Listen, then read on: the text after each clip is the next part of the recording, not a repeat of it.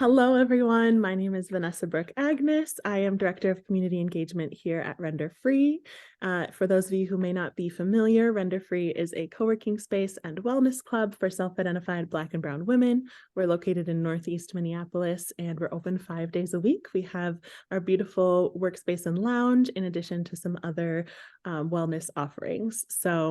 A little bit about me. I am a daughter, a sister, a friend. I am an artist and a director around town, and I consider myself a dreamer. That's kind of my little intro. And I'll tell you just a little bit about some of those offerings that I mentioned that are part of Render Free, and then we'll get into our special guest, Melissa, here today. So one of the things that we offer in addition to our workspace are solidarity sessions, which are really just an opportunity for our community to come together to talk about different topics that are kind of, common threads or common themes throughout our community as Black and Brown women, potentially related to the seasons or things that are just kind of happening in the world. And then we also offer one-on-one member care. So that is an opportunity for folks to really just kind of be one-on-one with a representative of Render Free, for us to hold you accountable to your self-care and to your healing, and just to ask, how are you? And, care what's on the other side of that question. So those are a couple of our offerings. And today we'll get into a restorative conversation with this month's featured practitioner. So featured practitioners are the fourth core offering of Render Free.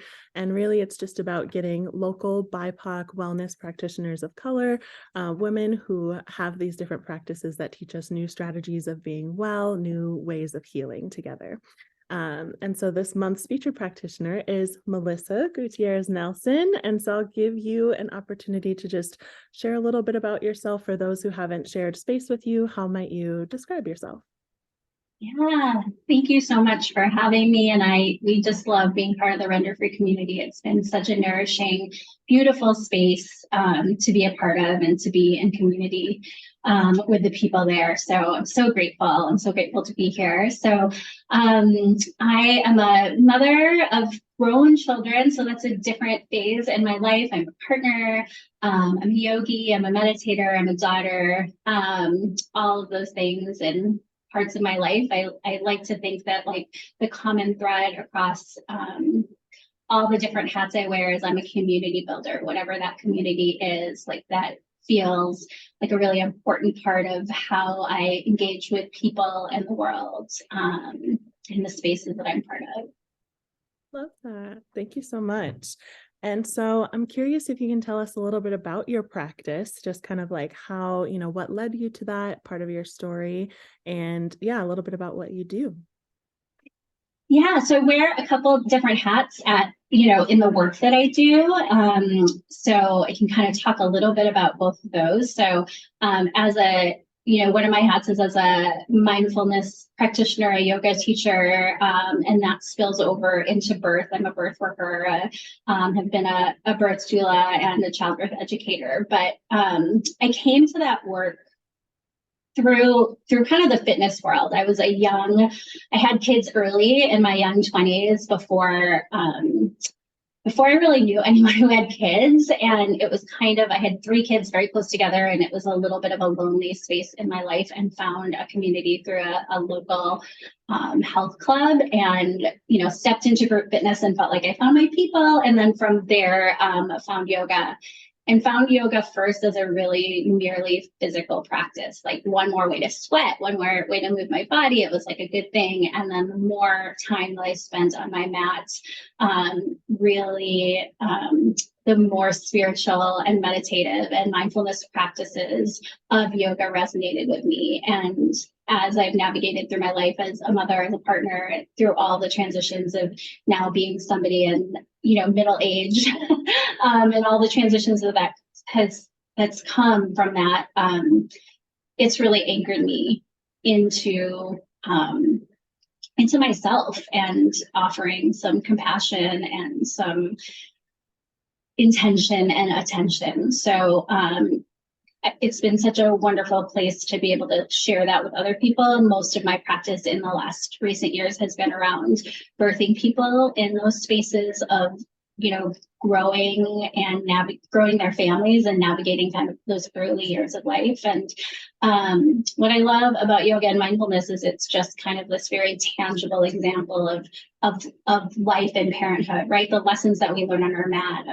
of strength and flexibility and balance, of that balance between surrender and striving, of that those are the lessons that take us through in our daily life as well. It's like we learn it and we practice on our mats, but the lessons are larger as a parent, as a person, as a woman.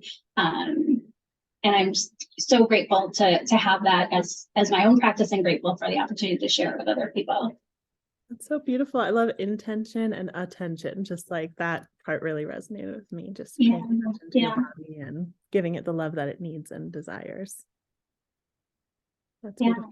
Did you want to talk a little bit about your other work, or is that encompass everything? Yeah, no, I mean, it's an interesting, my other hat is as head of community for a small early stage tech startup called We Sparkle. And while it seems like yoga and tech are like opposite ends of the spectrum, there's a lot of commonality between that work that I do. So We Sparkle is a wellness first software platform. It is owned and run by a woman of color. And we're really focused on democratizing the process of starting and running a business, and focus on supporting underrepresented entrepreneurs like women and people of color. And the common thread, I think, is that folks that are starting a business and are oftentimes kind of alone in the work that they're doing, right? It's a very solitary, it can be a very solitary and lonely process.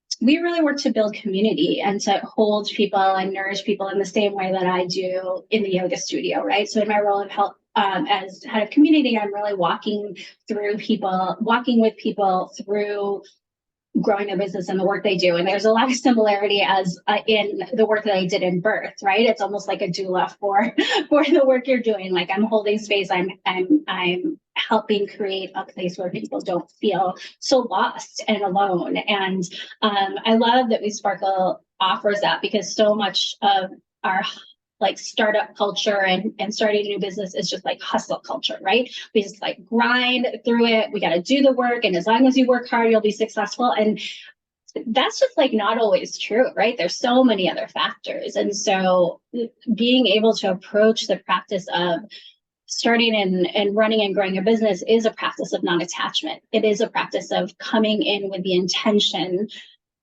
but also holding that outcome with an understanding, and holding ourselves with compassion and giving ourselves time to rest. Like there's so many common threads in spaces that seem so different. So yeah, thank you for the opportunity to chat about that. It's work that I love on both ends of that spectrum. I love it. And I love just, like the common threads and commonalities that you talked about, because seemingly they seem like two different sides, and it's beautiful to just see. I can see like the passion that you have for the work that you do and how it shows up in both of those areas, and so many good nuggets that you talked about in terms of prioritizing rest and how it can seem so tempting to give into that like hustle culture, grind culture kind of mindset, because it's all around us. And it leads me perfectly into my next question, because our community concept for this month is a soft life or soft living. That's kind of the theme that we're exploring as a community this month. And there's a journal entry up on the Render Free website if you're interested in getting a little deeper into the topic. But I'm just curious how that concept kind of lands with you, especially as someone who is, juggling multiple hats, working two seemingly kind of demanding in two kind of demanding areas. And so how do you prioritize your soft life, and how do you prioritize not always giving into that hustle and grind culture, but giving yourself time to rest and slowing down? Just like, how does that all kind of land for you? Yeah, I mean, I love the word practice, because that's what it is, right? It is a practice, and it is, I think, the antithesis of what so many of us have been socialized to do.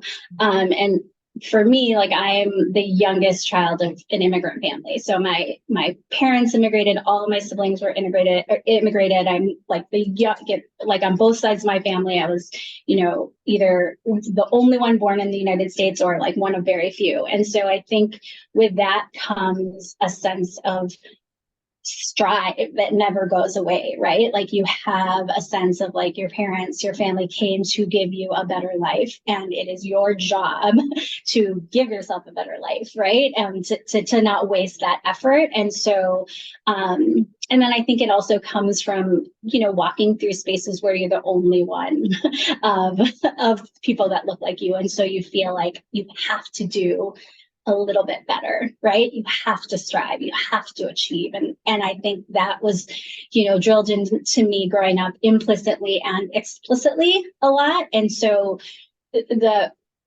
concept of rest and ease, it's super tough. And I'll be honest, like, even though I have a very strong like mindfulness practice, I meditate every day, I practice yoga. It's a practice that I have to do all of the time, every day, moment by moment sometimes, right? And so, how does it fit in? I don't know.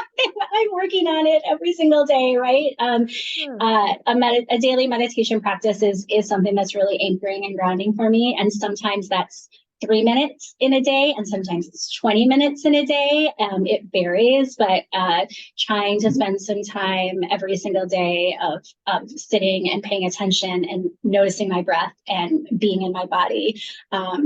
That's a practice that grounds me. Paying attention to how I feel when I'm taking care of myself and when I'm not. So when I'm moving my body, when I'm eating well, when I'm spending time with people who fill me up and not just, people that are maybe work, noticing that's that idea of like intention and attention, right? Like I'm not just going through the motions and hustling through life, I'm paying attention.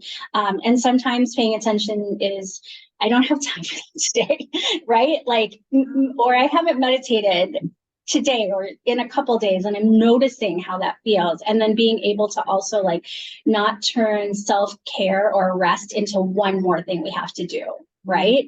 That's where the self-compassion piece comes in, because I think that so often it just becomes like one more thing on our list that we're not doing well. And that we have to hold ourselves accountable to, and trying to make it not that, Yes. And I love that you named that it is tough. Like it is not easy to go against the grain of everything that we've been conditioned to believe our whole lives, that our productivity is where our worth is and that it's not inherent. Like we are okay to just exist and just to prioritize ourselves and rest. And it's easy to say that, and it's harder to do. And so I think it's just like, thanks for being vulnerable about that, because I feel like it is relatable for so many of us that it's something that we want more in our lives. And at the same time, it can feel, I don't know, maybe like selfish to prioritize that. But it's really, that's what self-care is, right? Like it's putting yourself above others and doing what's best for you, as opposed to, as at least in my experience, like always having put other people before me and always being, the one to give. It's like, I need a little giving too, right? I need a little care and attention. So just think, I definitely resonated with that it can be hard. So yeah, absolutely. It is a practice for sure.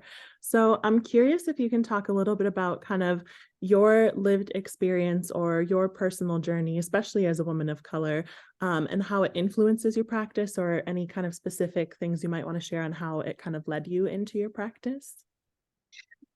Yeah, I think one of the things that has been, that I've recognized the older I get, that growing up brown in a mostly white Minnesota, gave me a pretty deep sense of otherness, that I was always kind of trying to fight against, right? Like I, always wanted to blend in and always wanted to be easy and accommodating. And I think, the other aspect of that maybe others that have been raised by immigrant parents get is like obedience is really a core value, right? So being an easy, accommodating, obedient, especially daughter, those are messages that, again, I heard implicitly and explicitly growing up, and now it's been a part of my practice. Again, I say practice because it's constant of like just being okay with who I am without pleasing or showing up to be helpful, or that I can just anchor in that sense of self and be okay in that.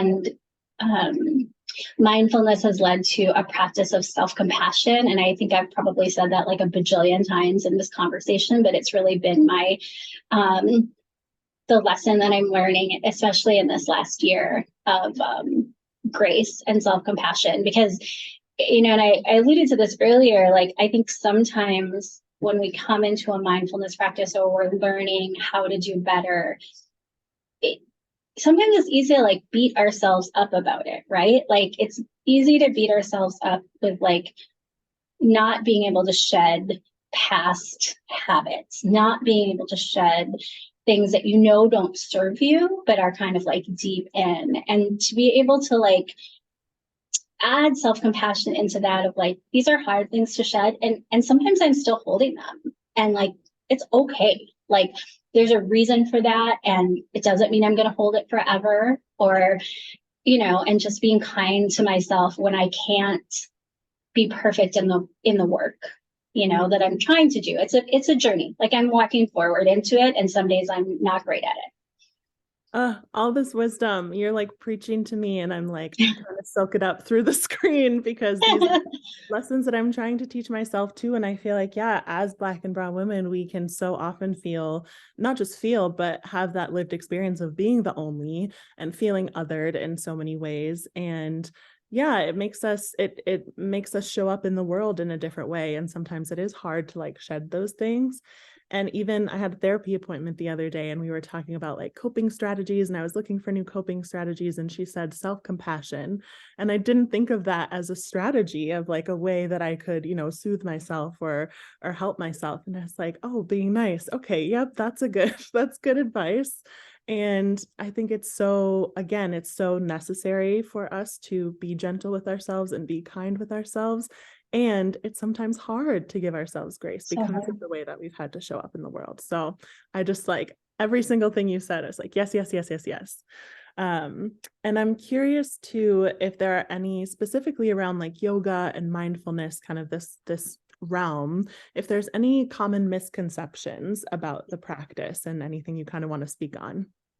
Yeah, I mean, a couple. I mean, I think especially in this world of like Instagram worthy photos, like there's a misconception that yoga is a practice for very flexible, very fit white women in $120 yoga pants, right? And also like in order to be a yogi, you have to be able to bend yourself in half and, balance on your head, and that's how you have a good yoga practice. And not to diminish all those things, those are wonderful things if that's part of your practice. Like I have no qualms against that, but that is part of a practice. But yoga is so much more than that. And yoga, there's 8 limbs of yoga, and asana, which is the yoga movements, like the postures, is just one of them. So there's this whole other realm that is part of it. And also just that, like, you can be good at yoga or bad at yoga, right? Like if I'm not flexible or if I'm not strong, I'm not good at yoga. And yoga is just about like showing up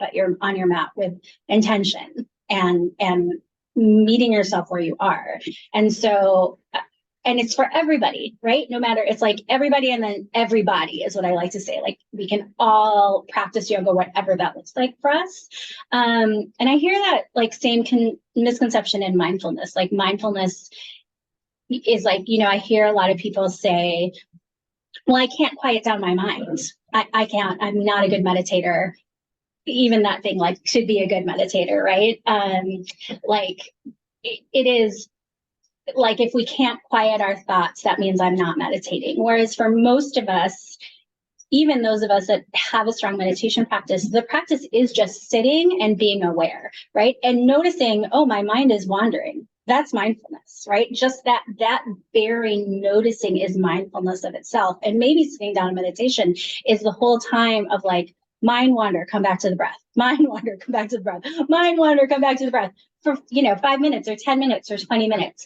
And we sit and we do it. And the more we do it, the mind quiets a little bit, but it's not, the practice isn't shutting down all the thoughts. That's really hard. I mean, maybe we get there. Ideally, that's the practice. But for most of us, just like sitting and noticing is a meditation practice, right?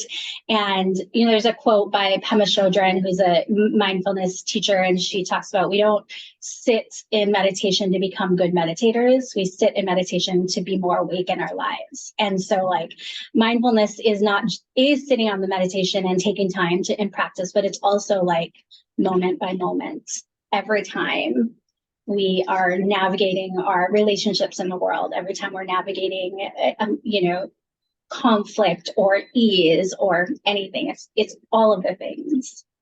I love that. I got goosebumps when you talked about that quote, just because, yeah, I feel like it's so often, I get caught up in the fact that like my mind does wander, and I've meditated in the past, and it has been helpful to show up, during my day and feel like I have just kind of a more grounded energy, and that I'm more mindful in my interactions and things like that. But during the mindfulness practice, I can often like judge myself for being like, why is your mind wandering? And so just to even hear you give the permission that like wandering and coming back and wandering and coming back is okay. And that doesn't mean you're doing it wrong or doing it badly, but that is the practice, is just, really eye-opening and inspiring. I'm like gonna go meditate now and be like, I love that. And I think that too, like other folks might feel that. And so I just appreciate you talking about it. And I wonder, like, kind of the last question, not the last question for this conversation, but just around like your practice specifically, is how might the resources of yoga and mindfulness specifically serve BIPOC people, since we do have to show up, in the world. We learned to show up in the world in these ways. Like what kind of help can it provide for folks who identify that way? Yeah, I mean, sometimes I feel like I'm a broken record and talking about this, but that checking in, right? Like that self-awareness and kindness of like, how am I feeling today? And how does that allow me to show up in my world? And what am I carrying?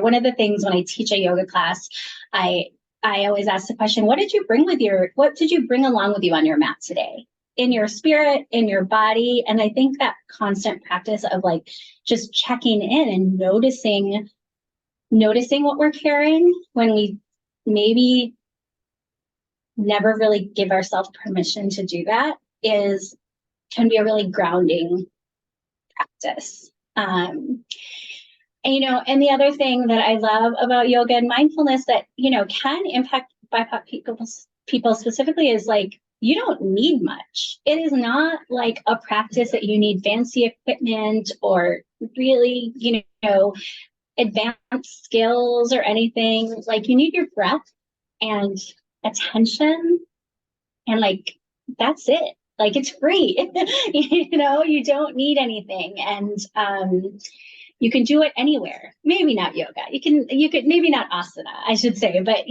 practices of yoga and breath and attention, you can do that anywhere. And I think that's really powerful because it's you can own that on your own. It's yours. Nobody else, you don't need anyone else to give it to. Yeah, don't need permission, don't need equipment. You can do it any point of the day. I love that. Okay, pivoting a little bit, I want to talk about you, Melissa, and just what reminds you of your worth. Oh, I saw this question ahead of time. It's super tricky for me because I think I'm a person that tends to find a lot of value externally. And so I'm practicing letting that go. And what reminds me of my worth is kind of I think the people that I'm in community with, whether that's my family, I've raised 3 like grown humans, and like getting to know them as grown people is a gift and helps me like see, maybe what I've given as a parent, showing up in community with, the folks that we have supported at We Sparkle as they build their business. We had a co-working session there last week, and there was just this wonderful group of women who are building their business and were able to be like really vulnerable about like what the challenges were and how they feel held by the communities that we're creating and cultivating. Like being able to give to people in that way feels so wonderful. And when I look at like the relationships in my life, whether those are, my marriage or my good friends, like being able to know that like I'm showing up in ways where they feel valued and loved and held. Those are the times where I feel like I'm reminded of like the worthiness of my life and my practice and my relationships. I love it. I love that. And I don't think there's anything wrong with that. Even if we are constantly striving to find that worth from within, there's so many beautiful things in this world that can remind us of our worth. And I think the people that you surround yourself with is a biggie. That's a biggie, right? Like that has a lot of impact. And just, it sounds like you have a lot of love to give and you have a lot of love in your life. So I love that. I love. Yay. Okay, so I want to know one way that you have prioritized your well-being in this season. Yeah. Sitting down to meditate every single day has been a practice in the last year or so that has been really grounding for me. And that is, again, like it looks different every single day, and honestly, like last night I meditated for 3 minutes, and sometimes I meditate for 30, but being able to spend time in that practice, that can change and flux depending on the day, depending on the season of life, has really helped me, give myself that nourishment and hold myself, right? I'm really grateful for it. Yeah, that's beautiful.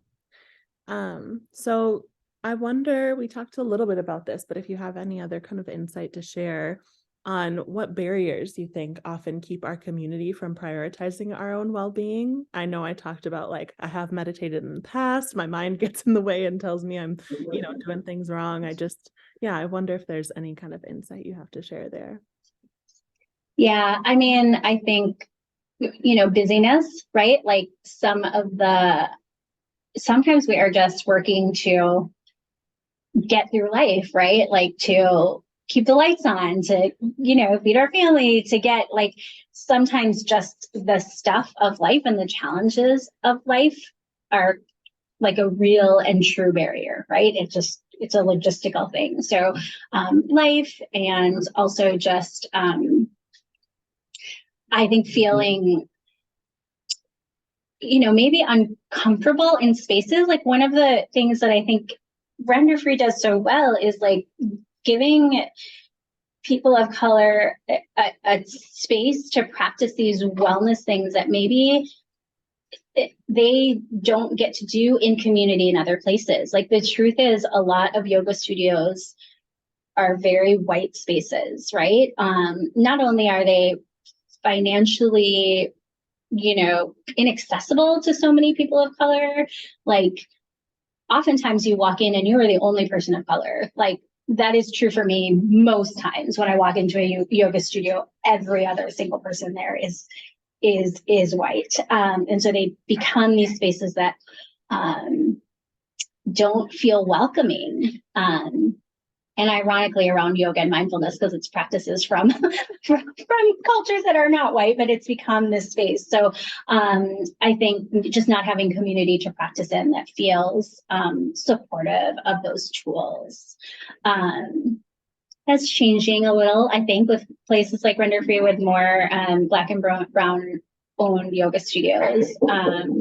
But definitely, I think it's been a barrier along the way.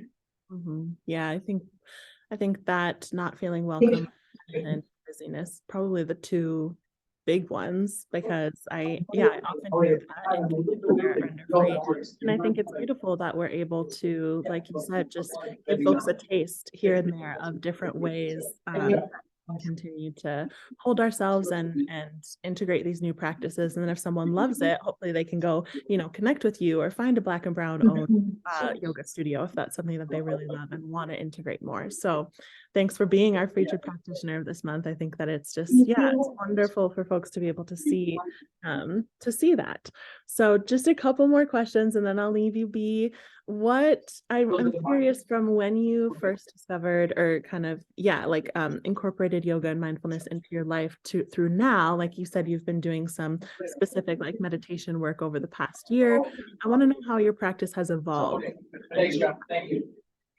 Yeah, I mean, I think the biggest way that it's evolved is when I very first stepped on my yoga mat, it was to sweat, right? It was like one more way that I could like move my body and get exercise. And I didn't even want any of the other stuff. I wasn't interested. Like I was like, Shavasana is not interesting to me. I got to get on to the next thing.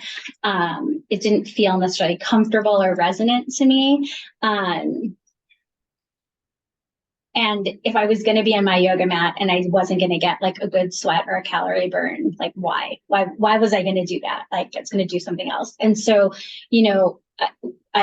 now I'm kind of like the polar opposite, right? Like I come to my mat to like reconnect with myself, reconnect with my breath, move my body, to center. And there's a million physical benefits to yoga, of course, but it's just secondary to me now. And I think the other thing is post-COVID, I've had to learn to practice on my own. Specifically yoga. Meditation was always something that I practiced kind of personally on my own, or most often. And COVID was this time where we weren't practicing in community with each other. And that was something that I valued a lot. I felt that kind of communal energy was so beautiful to me. It was one of the things that I loved so much about yoga, and it still is something that I love, but I had to find a practice where I could like just roll out my mat at home in my room, and make, find meaning in that as well. And even though we're in a space where now I can practice in community with folks again, there are also times where I'm just at home, like rolling out my mat and doing yoga there. So being able to find value and in that practice has been really big for me. I love that. And I wonder if that's related a little bit to my next question, which is just, what is the desired impact of your practice? What do you hope people walk away with after they've had a class with you? Yeah, I mean, I most want them to walk away with a sense of connection with themselves, like, and I love, again, I've taught in lots of different spaces, and the spaces that I've taught like most commonly and in the last few years has been, again, folks in that pregnancy year. And so there's things that are true in that and also true for the general population of both feeling, it's like this duality of feeling centered and anchored and connected to themselves, and also being part of a community, and how both of those aspects are so meaningful and important to our nourishment. So I want people to feel both of those things, right? I want them to both feel anchored by them in themselves and held by others, and also that they can do it, right? I just love like when somebody comes to a yoga class or a meditation class or anything, a childbirth education class, and comes and feels like, oh, okay, like this is accessible to me. I can do this. It's not scary. It's not, it's just something that I can do. I love it. I'm so looking forward to the offering that you have. So everyone who's watching, you all have the opportunity to get a taste of Melissa's practice next Friday, April 28th at noon Yay. here in the Render Free Clubhouse. So Melissa, what can we look forward to at your gentle lunchtime yoga class? Oh, I can't wait. I'm so excited. So yeah, we will have a combination of, focus on breath, meditation, and movement, and an invitation just to show up for yourself. And so I'm just there to facilitate and to offer suggestions. And I like to tell people when they come to my yoga class, if you spend the entire time in Shavasana, all good to me. This is your practice. You show it up exactly as you want. But what I'll guide us through or what I'll invite us through is breath, meditation, and movements. Yeah. Beautiful. And for those like me who are still learning all the lingo, Shavasana is. Yes, thank you. Shavasana is basically like a nap. It's the end of our yoga class where we lie down and we let all of the goodness from the practice just kind of soak in, and we get to rest. That's It's beautiful. a lovely thing. Yay, we're so looking forward to it. So members, we are inviting you to RSVP for next week's yoga class on the member portal. And for those of you who haven't taken the plunge yet to sign up for membership, now is a great time to invest in yourself, prioritize your self-care and healing in community. We have different membership tiers, perfect for your lifestyle and your budget. And so you can head to the link in our bio to check out all the options and book a tour. And this is a little bit of a sneak peek, so we haven't announced this yet, but we're offering more free day passes for our founding members and for self-identified Black and Brown women to come through during the first week of May. So to celebrate the beginning of warm weather season, the blooming of flowers, and all the sweet days that we have ahead, we'll have fresh flowers in the space, and we're just inviting you all to come through Monday through Friday, 8 a.m. to 4 p.m., which will be our new summer hours starting in May. So thank you all so much for joining us. Thank you so much, Melissa. We'll be sure to tag your Instagram in the comments. Is there any other place that people can find you online or anything about you that you want to share? Yeah, I mean, you can find me through We Sparkle. So I know that Vanessa, you've tagged the work that I'm doing there with We Sparkle. With you can also find me through Everyday Miracles, which is a local nonprofit that serves families during the pregnancy year, and specifically most of their offerings are available at zero out-of-pocket cost for those that have on Medicaid insurance plans. So those on a state-funded insurance. So you can see me teaching prenatal yoga occasionally there and childbirth education there. And yeah, I'd love to connect with you. Yay. Thank you so much again. Everyone have a beautiful rest of your week. And Happy day. Thank you. You deserve to be well and free. We'll see you next time.